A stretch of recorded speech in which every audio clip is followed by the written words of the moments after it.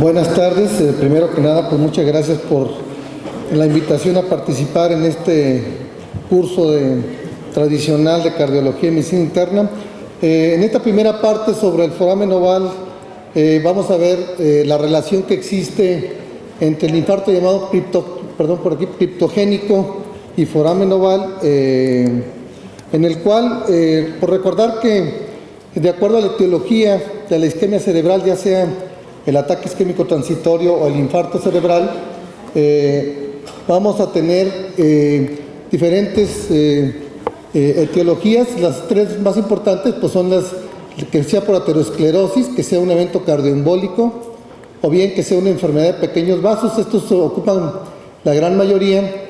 Cuando no podemos ubicarlo aquí, buscamos otras causas que son poco comunes, y finalmente cuando no encontramos nada, pues vamos a la causa no determinada.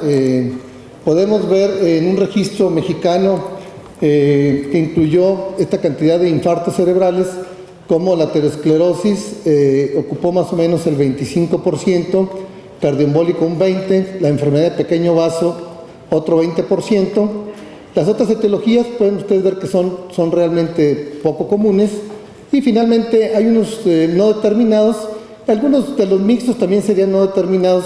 El mixto, como veremos, pues quiere decir que había dos posibilidades y no tiene uno la certeza de cuál mecanismo fue. Esto es cómo se comporta y cómo debería uno de estudiar a los pacientes. Entonces, hablando del mixto y el no determinado, esencialmente, pues, después de estos cuatro grandes grupos, tendríamos que el no determinado puede ser porque hay dos causas, o sea que tenga dos causas de las de acá arriba, y por lo tanto batallamos para distinguir cuál fue el culpable. El otro punto pues es que sea una evaluación incompleta, que es una causa muy frecuente de no determinado. Y finalmente lo que es la evaluación negativa sería el punto importante. Por ejemplo, en el dos o más causas, el paciente con fibrilación auricular y que tiene una estenosis carotidia, o cuando vemos una estenosis carotidia y un lacunar, pues no sabemos a quién echarle la culpa, y decimos que es no determinado porque no supimos, aunque en realidad estos se han ahora clasificado como mixtos. Les mencionaba que la causa más frecuente es que el paciente quede incompletamente estudiado y por lo tanto pues no llega uno a la etiología. Y finalmente el verdadero criptogénico idiopático es aquel que se hicieron los principales estudios y la evaluación fue negativa. Por lo tanto, para poder ubicar a estos tres, lo que hacemos siempre es se requiere una neuroimagen. Sobre todo la resonancia es muy útil para diagnosticar los lacunares, una evaluación cardíaca completa para poder sacar el cardioembólico, y una evaluación vascular para ver las placas de aterosclerosis, tanto a nivel extracraneal como intracraneal, para poder hacer el diagnóstico. Entonces se requieren cuando menos estos para poder empezar a hablar si es criptogénico o no.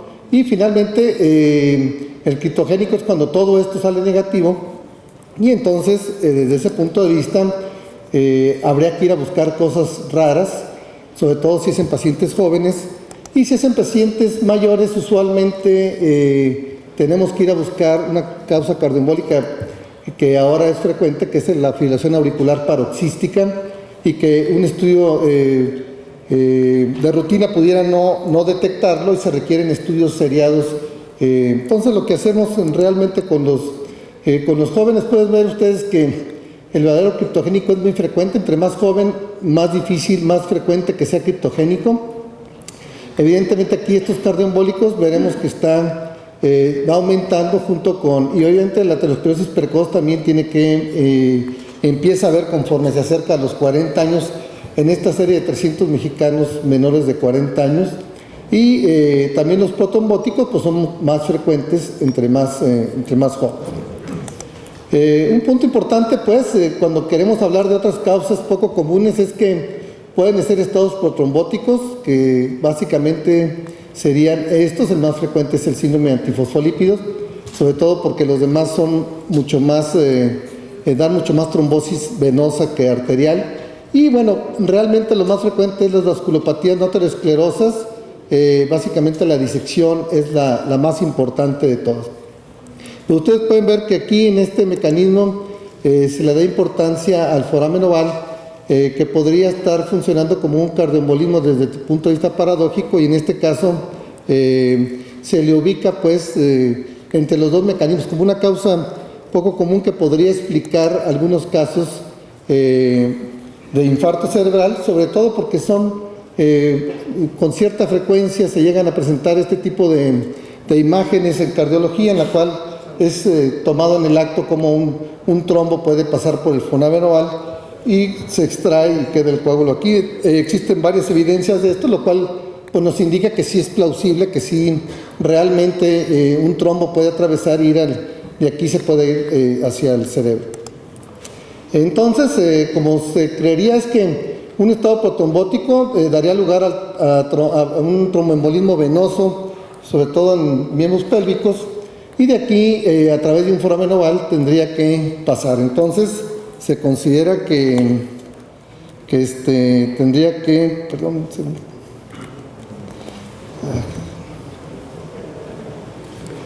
Tendría que considerarse, pues, que para poder considerar un foramen oval como patogénico, tendría que haber quizá este otro mecanismo, aunque también a veces se puede formar el trombo ahí mismo a nivel de donde se encuentra el foramen.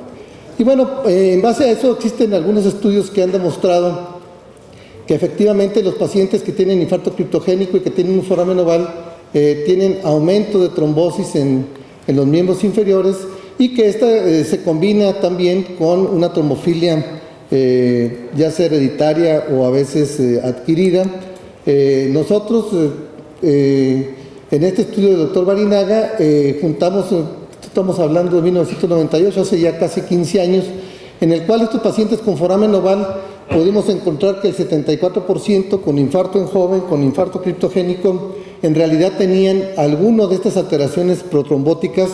Entonces la combinación clásica para poder considerar al foramen oval como causal tendría que ser un paciente que tiene un infarto criptogénico que no tiene una causa conocida, en el cual hay un estado protrombótico que propicia tener trombosis en las venas profundas de las extremidades, y de ahí emigrar hacia el cerebro a través del foramen oval. El problema se complicó un poco cuando también se consideró que las personas mayores también eran portadoras de foramen oval. Si uno comparaba, por ejemplo, los menores de 55 años contra los mayores, aunque es mucho más frecuente cuando son jóvenes, hablando de joven menor de 55, pero de todas maneras había una diferencia también entre los que tenían un infarto de causa conocida contra aquellos que no tenían lo que era un infarto criptogénico. Y entonces el problema que tenemos es que muchos infartos en personas mayores tampoco tenemos muy clara la etiología. Ahora sabemos que muchos de estos son fibrilaciones auriculares paroxísticas gracias a una serie de estudios que hay en la actualidad. Pero bueno, esto dio pie a que en realidad se pensara que el foramen oval tendría mucho que ver con los infartos. El problema principal del foramen es que en sujetos normales, en población normal, pues es muy frecuente.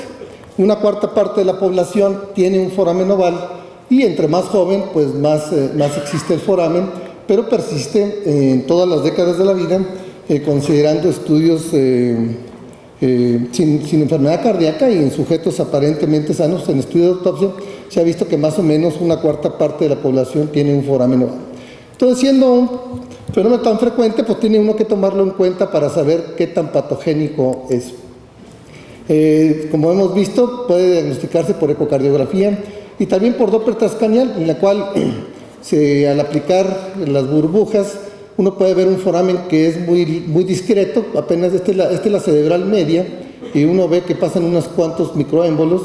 Uno que se llama en cortina, se puede ver cómo ya está mucho más intenso, y este masivo, este es en regadera y este es en cortina, en el cual pues este es un foramen realmente muy grande, que se transmite pues la llegada de microémbolos al cerebro. Se consideraría que sobre todo estos dos tipos serían los que podrían tener mayor probabilidad de ser causantes, y este sería pues realmente poco frecuente.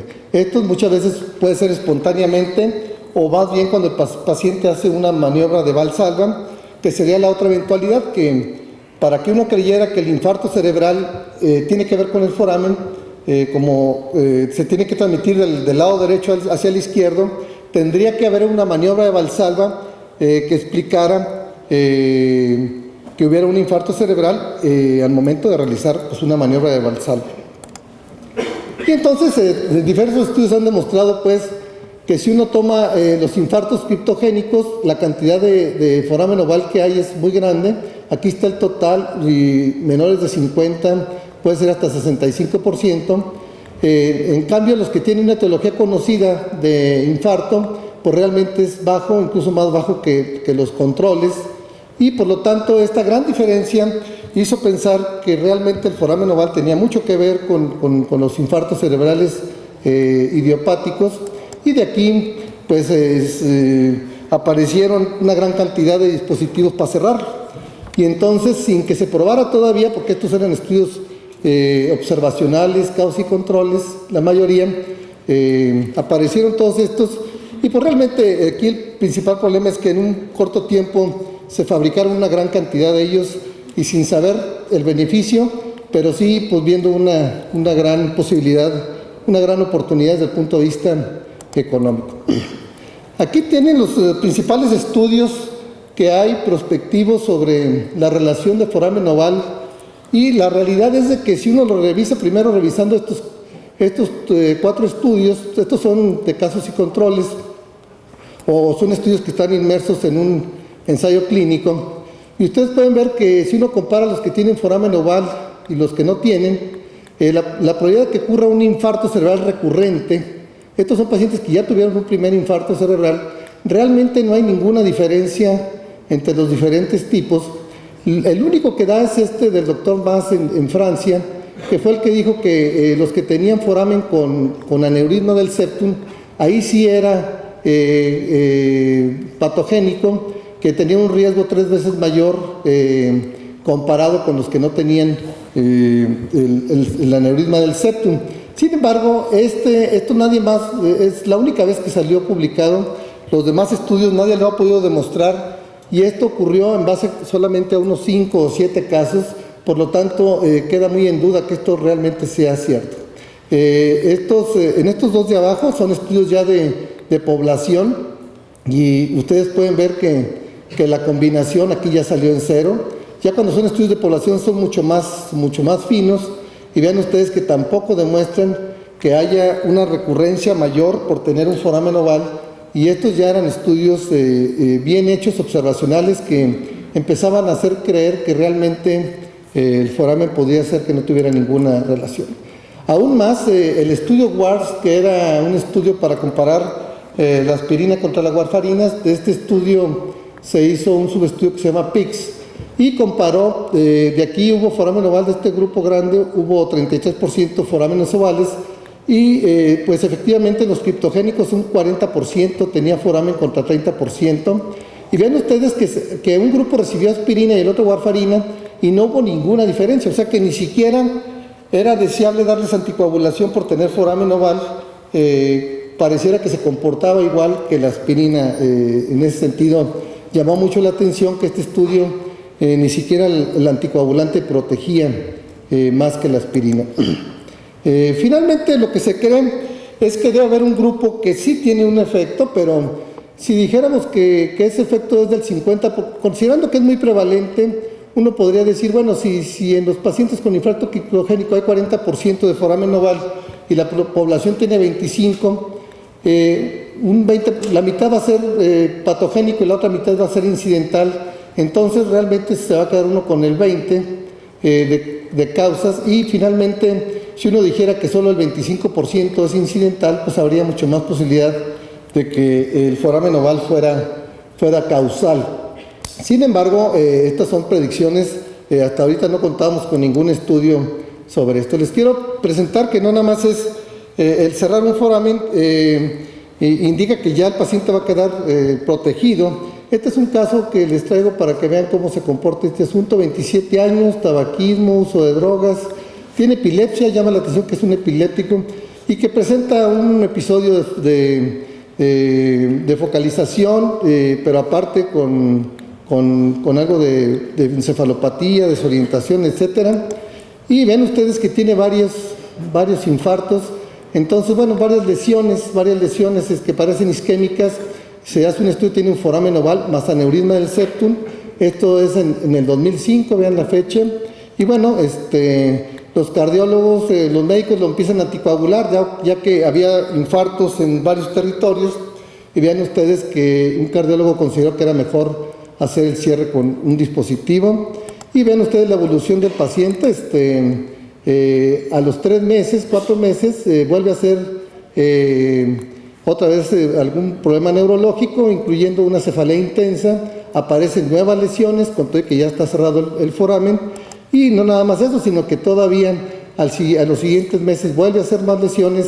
Entonces, el hecho de encontrar un foramen tendría uno que sospechar que todavía puede haber otras causas y que el foramen no sea más que un observador, como ocurrió en este caso, que al final de cuentas era un caso muy raro de melas, en la cual hay episodios parecidos a infarto cerebral, pero que al final de cuentas no son infartos. Bueno, el otro gran punto que ha habido, y lo traigo a colación por el tema, es que también se ha encontrado una buena cantidad de forámenes ovales aparentemente asociados a migraña.